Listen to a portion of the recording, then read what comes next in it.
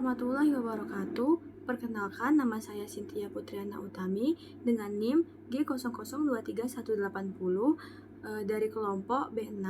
Di sini saya akan menjelaskan tentang sistem saraf, sistem vena, dan juga sistem arteri. Baiklah, untuk yang pertama adalah sistem saraf.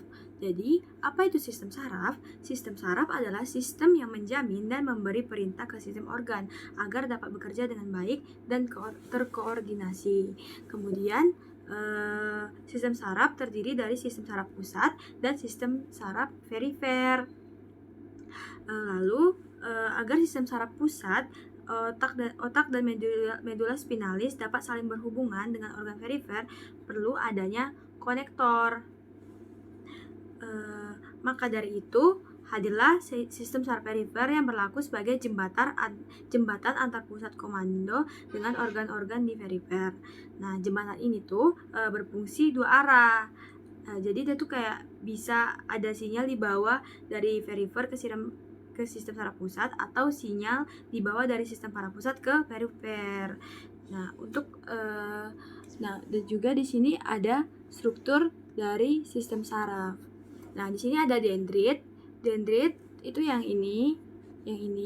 Dia ini bercabang-cabang dan dia tuh berfungsi untuk mengirimkan sinyal. Terus selain dendrit juga ada soma. Soma ini berfungsi untuk mengendalikan metabolisme keseluruhan sel dari sistem saraf. Ini ada akson sebagai jembatan. Terus ini ada nukleus, ada nerve ending. Terus di sini sistem saraf itu dibagi menjadi dua, yaitu sistem saraf pusat dan juga peripheral nervous system. Itu sistem saraf pusat itu terletak di otak dan juga medula spinalis. Nah, bisa kita lihat di gambar samping ini, itu yang pink itu sistem saraf pusat.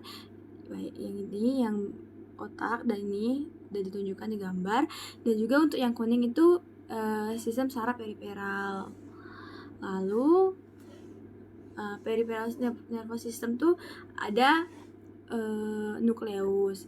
Nah, nukleus itu kumpulan badan sel atau soma di sistem saraf pusat. Terus ada traktus, kumpulan berkas-berkas akson pada sistem saraf pusat yang berakhir di nukleus atau ganglion. Nah, ganglion itu kumpulan badan sel atau soma pada sistem saraf perifer, sedangkan nervus itu kumpulan berkas-berkas akson di sistem saraf perifer yang berakhir di ganglion atau di organ perifer atau menjulur bebas. Terus ada flexus, anyaman nervus di perifer. Nah, untuk bagannya bisa dilihat di sini, itu ada nukleus, dia bercabang dua menjadi ganglion dan nukleus. Kemudian di ganglion itu bercabang 3 menjadi ganglion, organ, dan juga menjulur bebas. Nah, sistem saraf periferal tuh sistem saraf yang kompleks, dan juga ini sistem saraf periferal tuh ada 2, itu ada bisa jadi motorik, bisa jadi sensorik. Ini kita boleh lihat di bagian ini. Nah, di sistem saraf itu ada sensorik sama motorik. Nah, untuk di sensorik itu dia bercabang menjadi 2, yaitu ada somasensori sama viskosensori. Nah, terus di somasensori itu dia juga bercabang menjadi 2 lagi. Ada yang general atau umum, terus ada yang spesial atau khusus. Nah, untuk yang motorik itu dia bercabang menjadi 2, itu ada somatik sama ada visceral. Terus di visceral dia juga bercabang menjadi 2, itu ada simpatis dan parasimpatis. Oke, lanjut ke sistem saraf vena. Nah, untuk sistem saraf vena, sebenarnya sistem saraf vena tuh apa sih? Nah, aku akan jelasin. Vena itu adalah pembuluh darah yang membawa darah mendekati jantung. Nah, terus juga vena tuh pada akhirnya dia tuh akan bermuara ke atrium kanan, kecuali vena pulmonalis. Terus vena-vena yang bermuara langsung ke atrium kanan adalah vena cava superior, vena cava inferior, sinus coronarius, dan vena-vena cardiaca minimae. Nah, terus vena itu ada vena cava superior. Vena cava superior adalah vena yang bermuara dari 3 besar, yaitu penggabungan 2 vena besar, yaitu 2 vena brachiosepalik sama vena azygos. Ini bisa dilihat di gambar yang ini. Nih. Terus ada juga untuk sepasang vena brachiosepalika itu masing-masing vena brachiosepalika adalah muara dari vena-vena besar yang berakhir untuk mendrainase daerah skeleton trunci, kepala, otak, dan ekstremitas atas seperti yang terlihat pada gambar di sini. Kemudian vena azygos.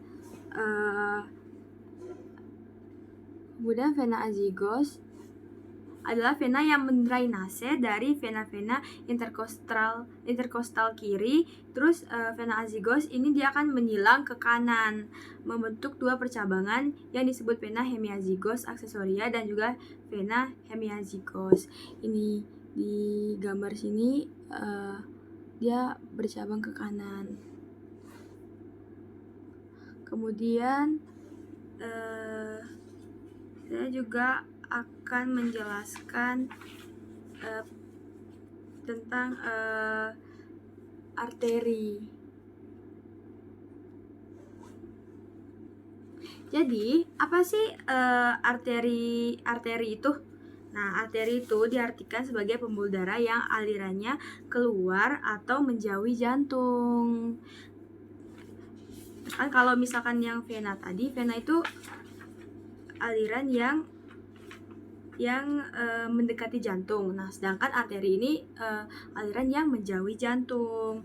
Terus hampir semua arteri itu membawa darah kaya akan O2. Tapi kecuali untuk arteri trunkus pulmonalis dan arteri umbilikalis. Arteri itu membawa darah kaya akan CO2. Nah, sistem pendarahan sistemik dimulai dari aorta.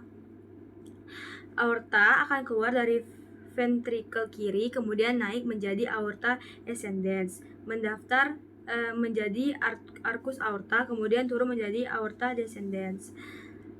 Nah,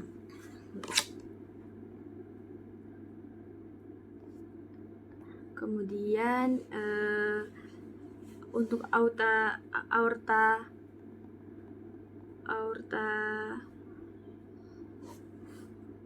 ascendens itu, pada aorta ascendens akan muncul 2 percabangan arteri kecil ke dekstra dan sinistra yang akan menjadi AA koronaria.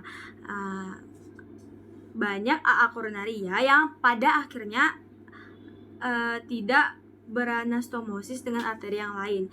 Arteri yang tidak beranastomosis disebut N-arteri. Kemudian ada arcus aorta, itu bisa kita lihat di gambar sini. Untuk arcus aortanya itu dia bercabang 3 menjadi trunkus brachiosepalik, terus menjadi arteri carotis communis sinistra, terus menjadi arteri subclavia sinistra. Kemudian untuk lebih jelasnya bisa dilihat di bagian ini. Saya rasa sekian yang bisa saya sampaikan. Assalamualaikum warahmatullahi wabarakatuh.